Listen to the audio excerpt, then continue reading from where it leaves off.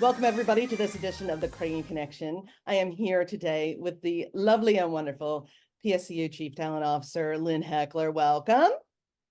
Thank you, Sarah. It's great to be here. It is awesome to have you. I think HR is one of those things that is so fascinating to me, like the psychology of it, the law of it. There's like so many moving parts and just individual people, just all the people.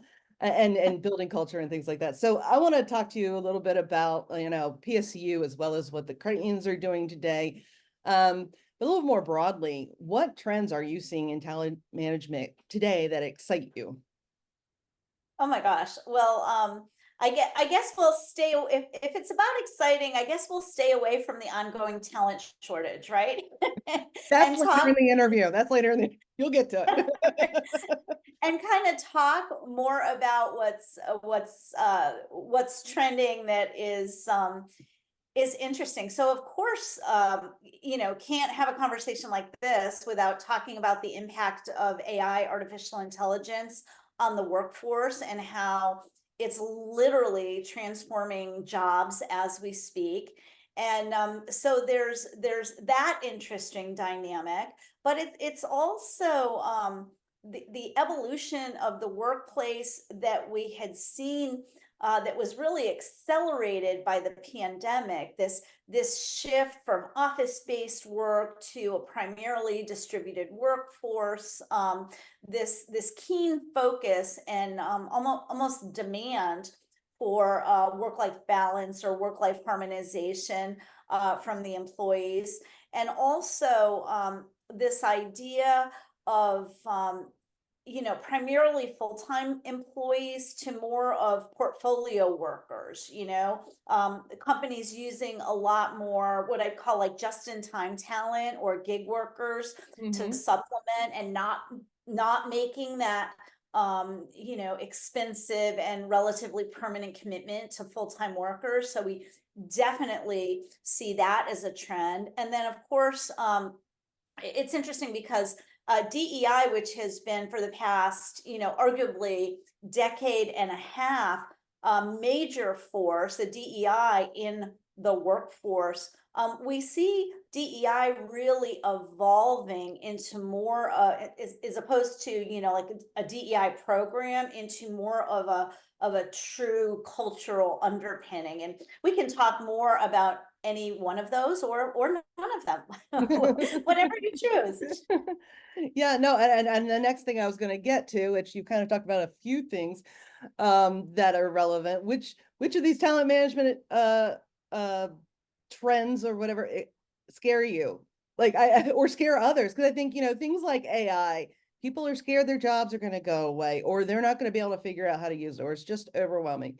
Things like DEI, that can be overwhelming when you're looking at doing it at an enterprise level.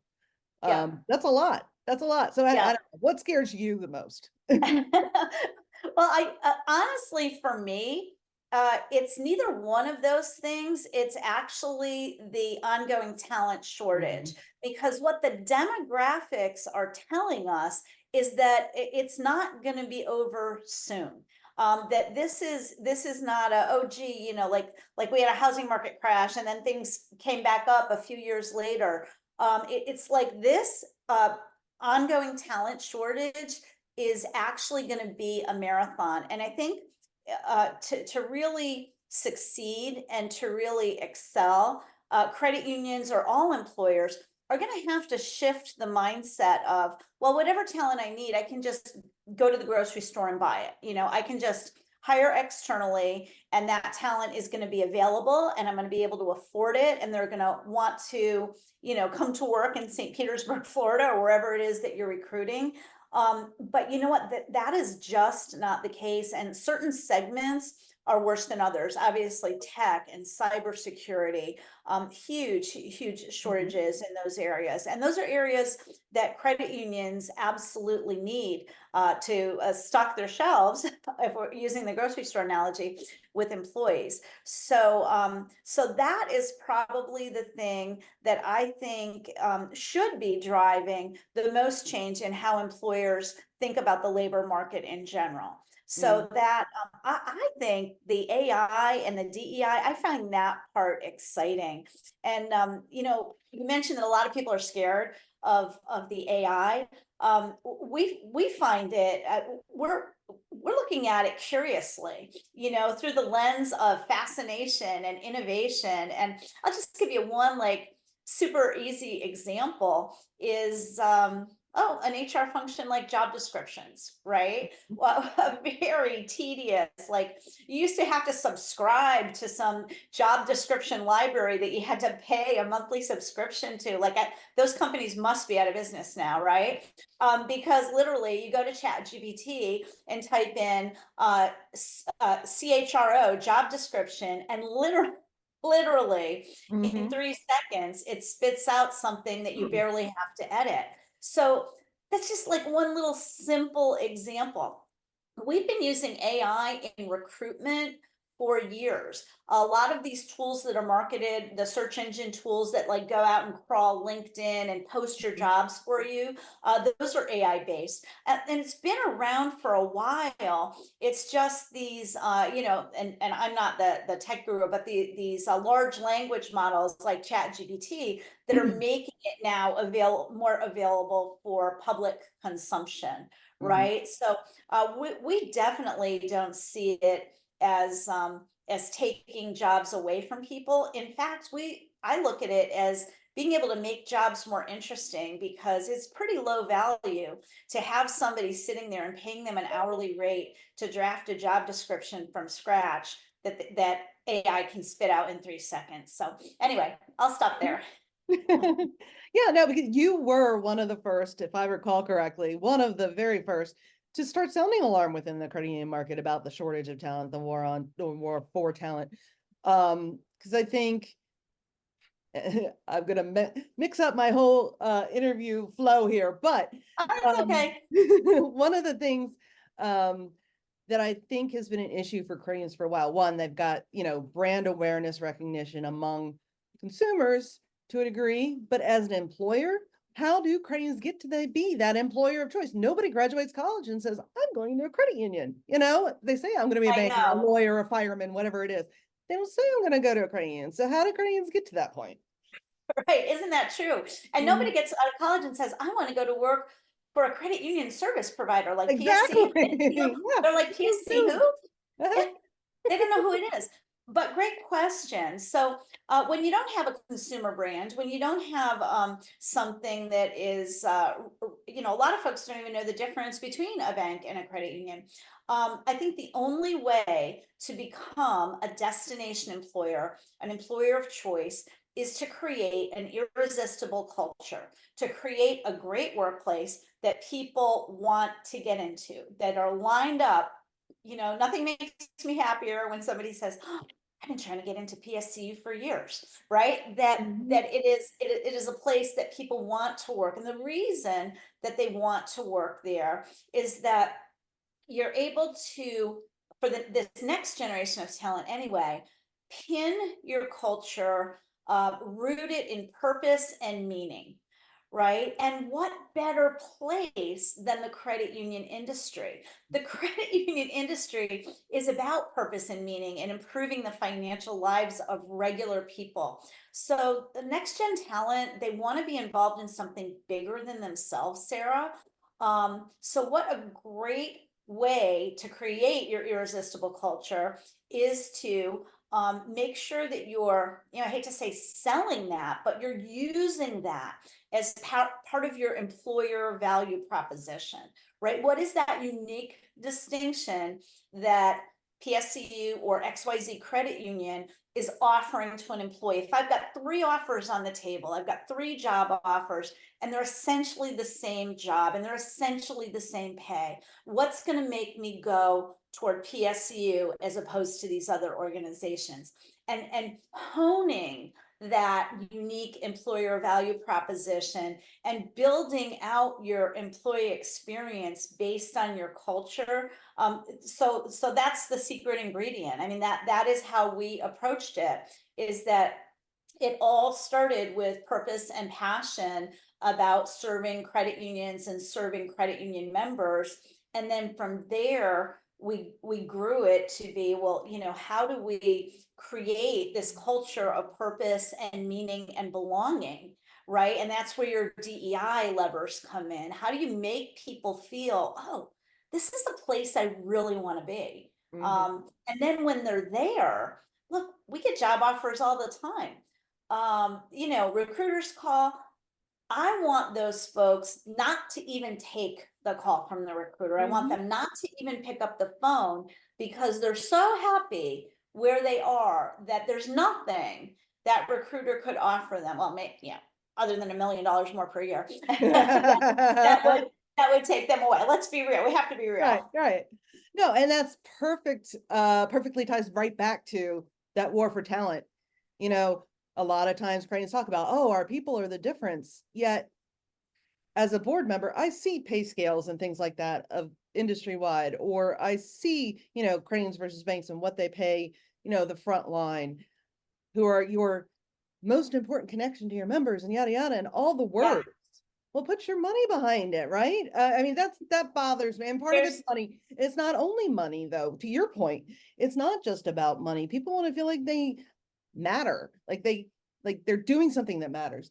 And credits just don't play that card enough. Like it's just too obvious for them or something to see what extraordinary work they're doing. And the same thing And with teachers as it's such well. a Yeah. distinction. It's Yes. such a distinction when you take a taste of other industries. You know, even in financial services, you just step right over the line into the banking industry, and they're Mhm. not talking about improving people's financial lives. They're talking about how much can they get for an NSFP.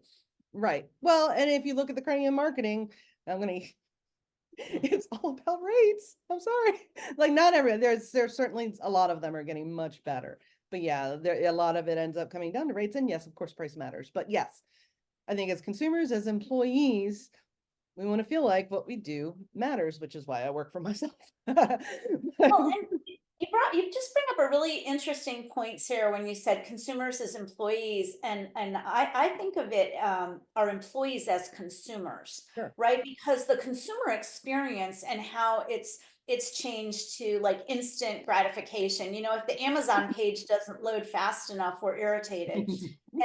And that, you know, if it takes more than a day and a half to get to my door, I'm irritated. The employees live that as consumers, and so they're expecting a Mhm. similar experience when they come into your workplace, right? And you're sending a message to them from the time they apply for your job. If you make them fill out a piece of paper, if there's any credit union listening to this that still uses paper applications, job applications, right? You have signaled to the employee before they've worked their first day at your organization that they are in for a less than progressive and a less than modern and a less than consumer driven employee experience. So get rid of the paper. Yep. Employee experience is from the ad that you place on LinkedIn until after the employee leaves the organization, right? As a soon to be retiree at PSCU, I'm still going to be a brand ambassador Right. for their brand as an employer, Mhm. right? And so I need to feel as good leaving as I did when they were recruiting me. Exactly. Yes. Yes. And I want to I had no clue until the PSU co-op combination was announced. I had no clue how large PSCU was. Yeah, It well, and was shocking. the Yes. combined organization is 5,500 employees. Yeah. And that's huge. So I mean, just showing up every day to me in your position would be an accomplishment. But so what are three or five or whatever top things that you feel like you've accomplished and talk a little bit about how you did that and kept your eyes on the prize. Oh, wow. Well, that is a great question.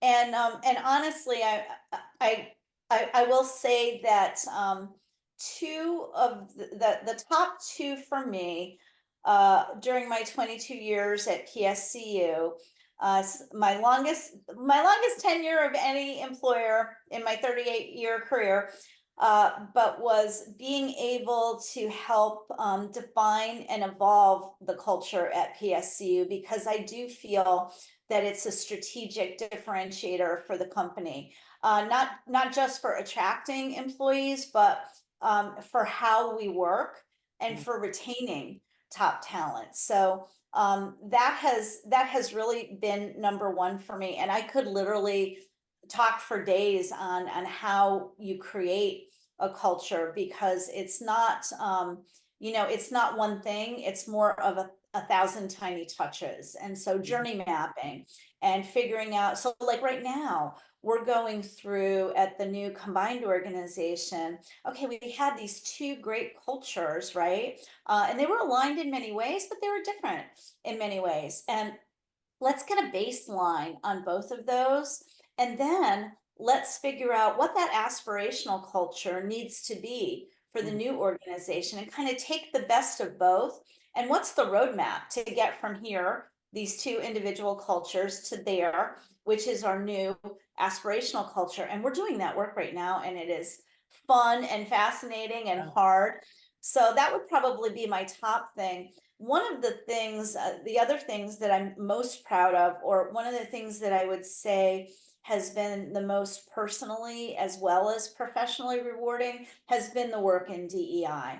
And it's, we started out maybe 15 years ago or so in this space, just feeling like, hey, we wanted to do this internally because it was the right thing to do. I made the business case. Look, everybody's bought into the business case for DEI, but it's really about how you execute on that, how you conceive it, and how you bring it to life in an organization that makes a difference. Because we all know those companies are, yeah, we do DEI. But it's like check the box DEI. Oh yeah, our leaders have had training, and we have a DEI statement, and we've joined these groups. So we do DEI. But that's not it at all of what it can be. And when I say, it became a core value of our organization. And it became a core value because of the work that the employees and the leaders did to create this culture of belonging, culture of inclusion, and culture of belonging, with like a deep underlying commitment to the tenets of DEI, which so beautifully tie to the purpose and meaning of non-discrimination in the credit union principles. So it's like all this lovely intertwined thing, but it had to be fueled. The fire had to be stoked. And there was pushback, and there was, why do we even need this stuff? I think everybody's equal. We don't need this. But it has just been a labor of love. And now, with how evolved it is, I feel like it's crazy, but I can step away and I know that it's going to go on. I know that it's going to continue. So that's probably those are really my top two. Yes, I absolutely built the HR function kind of from the ground up there. It was still called personnel back in the day when that's how old I am, Sarah. Personnel. So yeah, I mean, I built all that stuff, the talent programs, and the the talent acquisition, even evolved the employee relations aspect of it. We started with employee engagement probably, again, like 12, 15 years ago. And then probably the third thing that I'm most proud of is last year, which would have been my last full year of work, because I'm leaving in April. We were recognized both by Forbes and by Gallup as a best place to work. So those were big, not like personal accomplishments, but accomplishments of the team that I feel I had something to do in leading. Absolutely. And I think to your point too, about not only knowing DEI is important, but then actually operationalizing it is something that Yes. often people trip over, for sure. I mean, I can't Yeah. imagine Yeah, it's a lot of movement. We spent a lot of time, years, like probably 5 years in that awareness space. So we were building our BRGs, and that's really fun. And getting people involved, and getting our teams channels together, and awareness. But it wasn't until maybe 5 years ago, or maybe a little longer ago, that we really figured out, hey, as part of our roadmap for DEI, we've got to operationalize this into not just our talent processes, but our business processes. And so even getting it really in there in the talent processes takes some work. Diverse slates, and you have to really look at, how are you making sure that you have the right upflow of diverse talent into your succession planning. And what about top of funnel? Are we recruiting in places that give us enough qualified diverse candidates to be able to present diverse slates for every leadership position? So those kinds of things Mhm. are that's sort of the heavy lifting. Oh, and the metrics. We've been refining those metrics for years, and now they're public knowledge, right? They're out in the public domain, and they're not exactly where we want them to be by any stretch. They're aspirational for sure, but we feel that sharing them is the right thing to do. Yeah, transparency about it as well. Critical. Yep. Yeah. Yes. And I love that you also mentioned you've been doing this for 15 years, the DEI program. In one, it's a journey. It's not a training course that you just check the box, right? For But it's sure. also so many jumped on the bandwagon when George Floyd was killed. Yeah. It, And it angers me that it took that for the world to notice. Oh, maybe we shouldn't be like, maybe we should pay attention to this.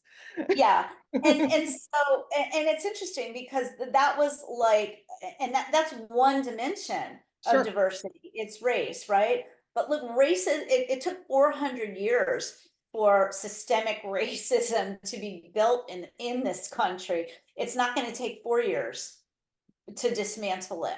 And Yes. so what's disappointing are a lot of those that jumped on the bandwagon after George Floyd's murder. I'm glad they did jump on the bandwagon. A lot have jumped off the bandwagon, Hmm. right? As the economy got tight, economic uncertainty, guess what positions were getting cut? It was the head of DEI positions. They felt like, oh, those are for last in, first out, or whatever. Um, Hmm. but there's still enough. There was still enough incremental commitment from those incidents, and it wasn't just George Floyd. It was Right. Breonna Taylor and Ahmaud Arbery that are keeping the momentum going, even through the backlash, right? That DEI backlash, if Hmm. you will. We've actually come through that stronger because we've engaged everyone in the conversation, right? So DEI is for everyone because everyone has some dimension of diversity, to even just Yes. diversity of thought, right? There's a lot Hmm. of folks with invisible disabilities, for example, or folks that are taking care of people at home that have disabilities, folks that are neurodivergent. I mean, Hmm. there's just so many aspects to diversity that we've kind of evolved it to make sure people know, just to be the elephant on the table. We had some of our white male cisgendered employees coming to us saying, hey, what about us? Everybody else participates in diversity. What about us? And it was like, well, this is for you as well. And essentially, it's at the base of it, it's about respect, right? It's Hmm. about respect for everyone, and engaging allies through this process has been absolutely key to making it work. So that was a way that we ended up getting some of our strongest allies, was through the DEI backlash conversations, which those were not easy. Yeah, no, I've debated the issue with people, with people, I'll just Yeah, say people. it gets messy, doesn't it? Mhm. It does. Because, uh, some some people get the feeling that when support is provided to others who need it in the moment, it's taken away from them, and that's not necessarily the case. Right. We can support everybody in different What's ways. that expression? It's not pie. There's enough to go around. Yeah. So, I could go on all day. As you mentioned, you announced your retirement, and congratulations. Thank Although you. we will be missing you and your voice, hopefully not too much in the crane market. We'll see what happens. So do you have any big plans for your last day at PSCU? So, they're having a party for me in March, and I'm very much looking forward to that. But no, I plan to on my last day, I plan to be just like every other employee and turn in my equipment and my keys and my badge. But it has just been such an amazing ride with PSCU that even though I won't be working there on a day-to-day basis, I'm still so connected. There's lifelong relationships that are built when you work this closely with people for so many years. And I still plan to volunteer. I plan to support the credit union industry in any way that I can, Sarah. Um, but my real plans for like the day after I retire Yes. are What's next? to ride my horses, Yes. spend more time with my kids and my husband. And I've got some great trips planned from April through the end of the year. So, just really wanting to take a little bit of a breath. But I will be at GAC and look for that's probably going to be my last industry conference with PSCU. So that should be a great one. Yeah, yeah, for sure. And you're gonna come to our reception, right? Yes. Sing a little karaoke, if you will. After a little liquid courage, Sarah. Yes, yes, we all need that. Well, not me, but everybody else. Um, all right, so I always close these interviews out with final thoughts. Lynn, what do you want to emphasize? What didn't we touch on? What's your final thought you want to share with our audience? Oh my gosh. So, we actually covered a lot, and if there is one thing that I would emphasize that I already mentioned is please make sure to leverage the purpose and meaning of the work that we do in the credit union industry, because that is a secret ingredient for credit unions that I don't think we've optimized. And the reality is the talent out there, they want to connect to purpose and meaning, right? You're not recruiting Wolf of Wall Street folks anymore. This generation is very socially responsible, and they want to know about sustainability, and they want to work in a place that offers purpose and meaning. So please leverage that. Yes, and exactly what cranes are about, making them feel like they belong, right? So Yeah. thank you so much for your time today. Appreciate it, Lynn. You have a Thank great you, rest of your day. I will see you in DC. NDC. See you in DC. Thanks. Thank you, Sarah.